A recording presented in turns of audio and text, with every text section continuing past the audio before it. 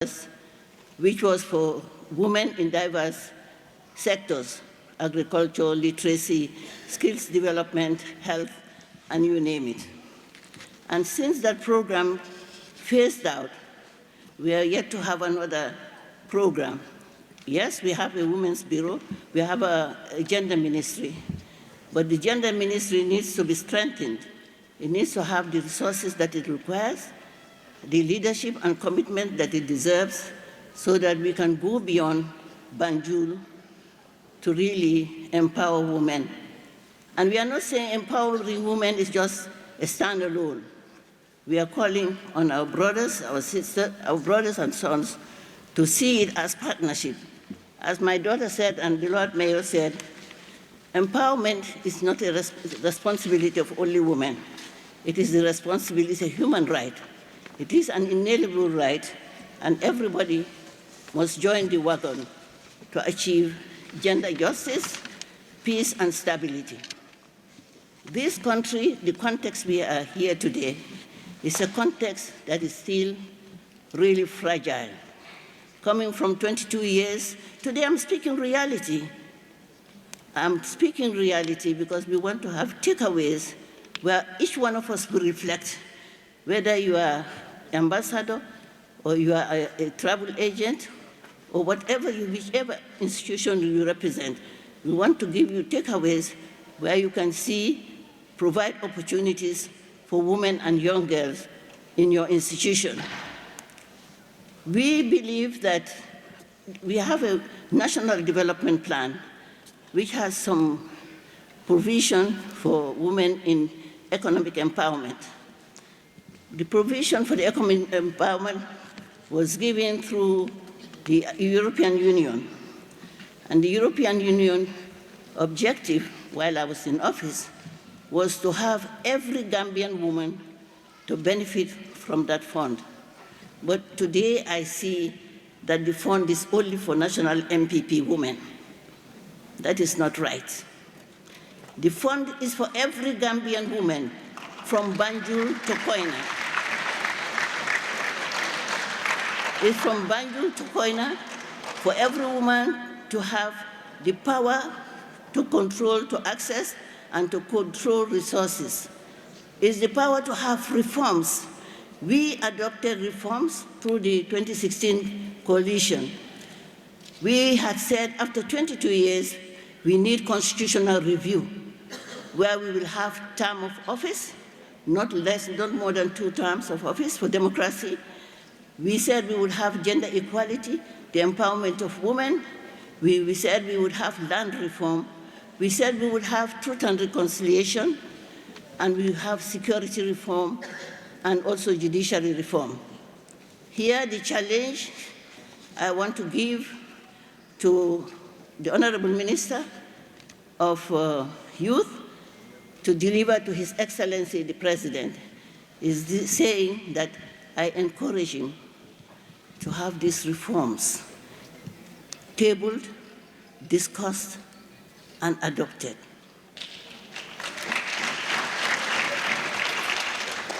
Leadership is not to shy away from the truth. Ethical leadership requires where you see things are not moving, you speak out. Where you see things are moving, you encourage them.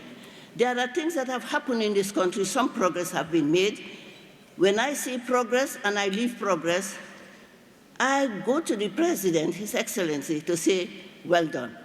But when things are not moving, especially as a mother, as a senior citizen of this country, who has also risked her life for this country, I cannot be complacent. So I do hope that you will be really kind enough to deliver that message, and I'm sure that he would be happy. He would say, yeah, that's her again. Now, as I turn around to go undertake another journey, which is to be a presidential contender of this country, great country, I ask you to remind yourselves the role that women have played in this country. We have been dancing for the men. We are the makers of kings. We dance for them, we mobilize for them, we cook for them. And yet, if you look at the political party system, very few political institutions, constitutions have gender equality. I'm urging all political parties, of course, I do not give them 100% blame, because this is a structural barrier. The Constitution has to be amended. From 2017 to now, the Constitution has not been amended. Women are saying that we want the Constitution adopted. We want 30% or 40% representation, not only in government. It could be private sector, it could be public sector. All we are asking for is partnership in development. All we are asking for is for you to transform government, political leaders, parliamentarians, women leaders, to transform the narrative. You want to transform the narrative from dancers to cooking for you, to mobilizing for you. We want you now to bring us to the table in decision making. The decisions that you make can never affect us, affect the lives of women, because we are not there. When you are not represented, you cannot, business as usual, in my little knowledge and experience, business as usual will never give you a different result.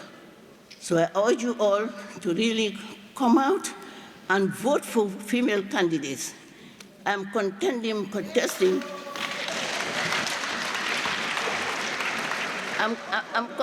for the presidency, and what I have lived as experience is that when women contest for elections, positions, very few women vote for women. When my daughter contested for the mayoralship, very few, I think the percentage, when I read the percentage, if I'm not wrong, only 28% women voted for her. And the benefits they are now getting from the BCC is, as women, starting from the fishmonger, starting from the early morning lady who will move with a basket to the market, is more than what the men are getting. So women must support women.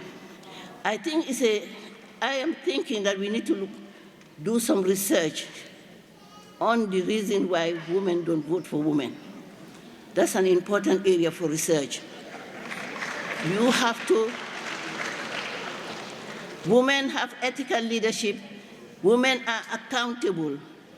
You put me in office, I am not going to say it's going to be zero tolerance, zero corruption, or corruption-free, but whatever resources the taxpayers pay, they will see development at their doorstep.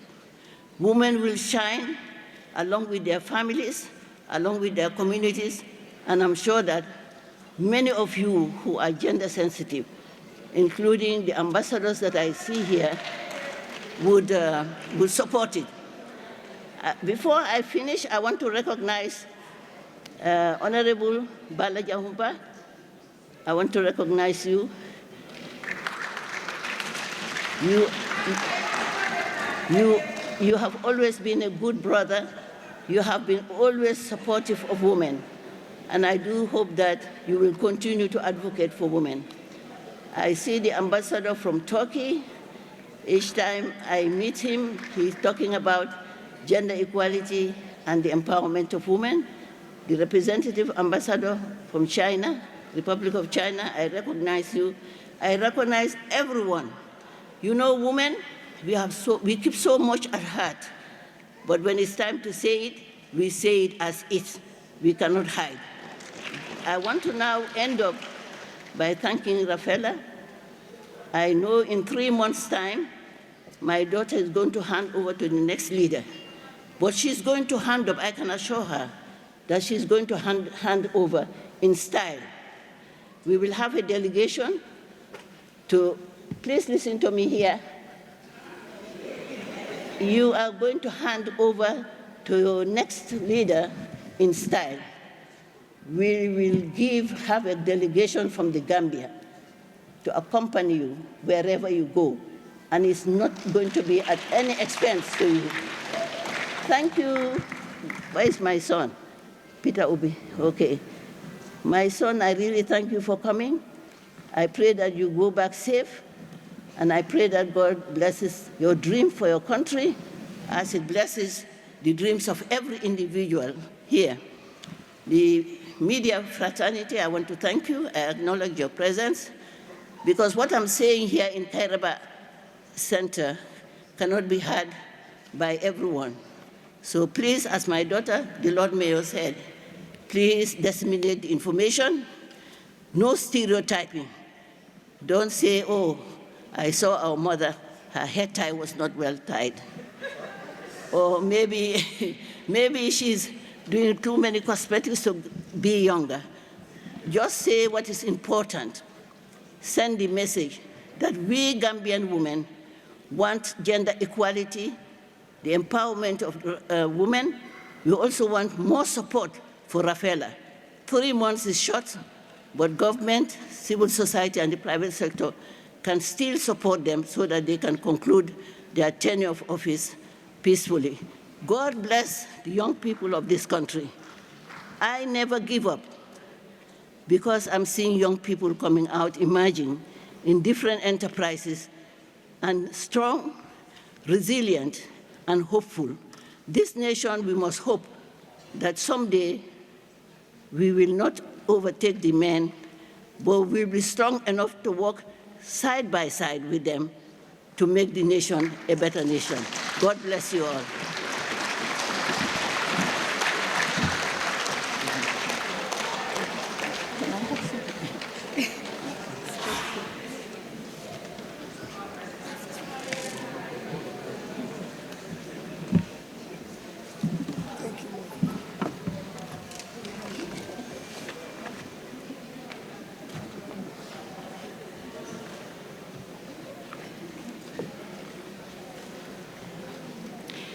Thank you so much, Your Excellency, for that inspiring and wonderful speech there. All we ask for is partnership in development, and in so doing, we as women, we must learn to support each other in every day of our lives.